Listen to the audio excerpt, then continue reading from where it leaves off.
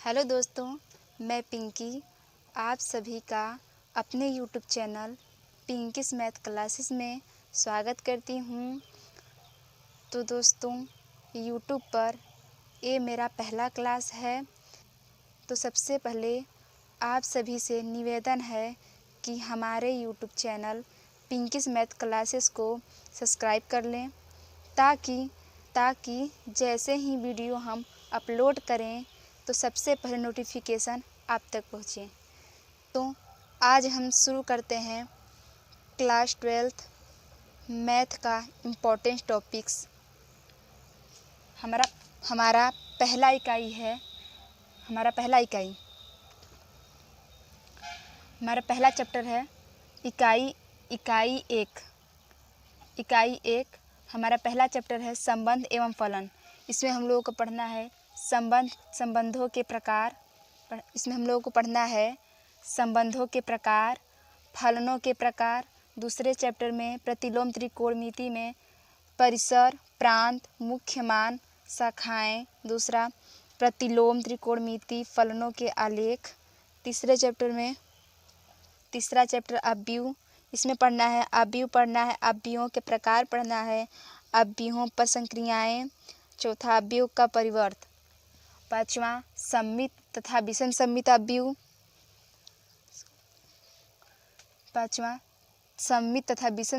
अवयव। छठवां व्युत्क्रमणीय अवयव। चौथे चैप्टर शारीरिक पढ़ना है हम लोगों को। शारीरिक पढ़ना है, त्रिभुज का क्षेत्रफल पढ़ना है, उपसारीक और सहखंड। चौथा अवयव का व्युत्क्रम। पांचवा सारणिकों और अवयवों के अनुप्रयोग। पांचवें चैप्टर में सततता तथा अवकलनीयता में सातत्य, अवकलनीयता, चरघातांकी तथा लघुगणकीय फलन। चौथा लघुगणकीय अवकलन। पांचवा फलनों के प्राचालिक रूप के अवकलज। छठवां द्वितीय कोटि का अवकलज। छठवें चैप्टर में अवकलनों के अनुप्रयोग में हम लोगों को पढ़ना है पहला राशियों के परिवर्तन की दर, दूसरा वर्धमान और ह्रासमान फलन, तीसरा उच्चतम और निम्नतम। ये रहे हमारे 6 चैप्टर तक के टॉपिक्स। आगे के टॉपिक्स के बात कर लेते हैं। सातवें चैप्टर समाकलन में क्या पढ़ना है हम लोगों को? समाकलन को अवकलन के व्युत्क्रम प्रक्रम के रूप में, समाकलन की विधियाँ, कुछ विशिष्ट फलनों के समाकलन, आंशिक भिन्नों द्वारा समाकलन, खंडशः समाकलन, निश्चित समाकलन, प्रतिस्थापन द्वारा निश्चित समाकलनों का मान ज्ञात करना, निश्चित समाकलनों के कुछ गुणधर्म। आठवें चैप्टर में क्या पढ़ना है लोगों को? समाकलनों के अनुप्रयोग में साधारण वक्रों के अंतर्गत क्षेत्रफल, विशेषतः वृत्त, परवलय, दीर्घवृत्त के मानक रूप का क्षेत्रफल। 9वें चैप्टर में अवकल समीकरण की कोटि एवं घात। दूसरा अवकल समीकरण का व्यापक एवं विशिष्ट हल।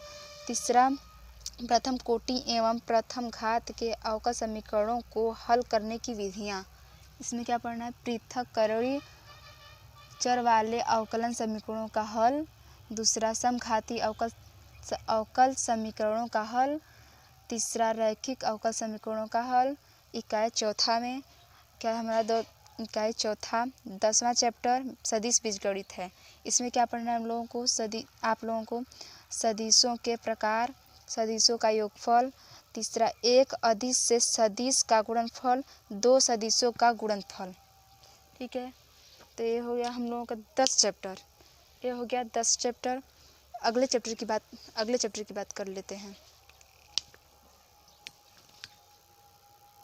अगला चैप्टर है 11 त्रिविमीय ज्यामिति। इसमें क्या पढ़ना है हम लोगों को? रेखा के दिक् कोसाइन और दिक् अनुपात। दूसरा अंतरिक्ष में रेखा का समीकरण। तीसरा 2 रेखाओं के मध्य कोण। चौथा 2 रेखाओं के मध्य न्यूनतम दूरी। पांचवा 2 रेखाओं का समतलीय होना। इकाई 5वां। इसमें चैप्टर 12 रैखिक प्रोग्रामन। इसमें क्या पढ़ना है? व्यवरोध, उद्देश्य, फलन, इष्टतम हल की परिभाषाएं, रैखिक प्रोग्रामन समस्या और उसका गणितीय सूत्रीकरण। इकाई 6 में हम लोग क्या पढ़ना है? चैप्टर 13 प्रायिकता में सहप्रतिबंध प्रायिकता, प्रायिकता का गुणनफल नियम, तीसरा स्वतंत्र घटनाएं, चौथा बेच प्रमेय।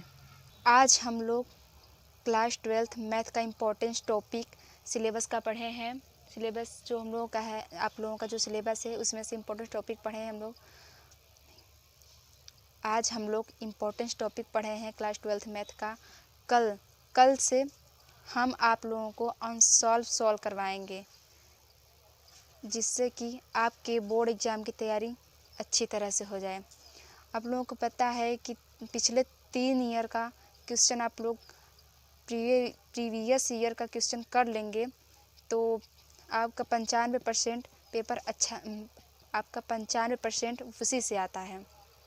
इसलिए हम आपको कल से अनसॉल्व सॉल्व करवाएंगे। तब तक के लिए धन्यवाद। मिलते हैं आपसे अगली क्लास में।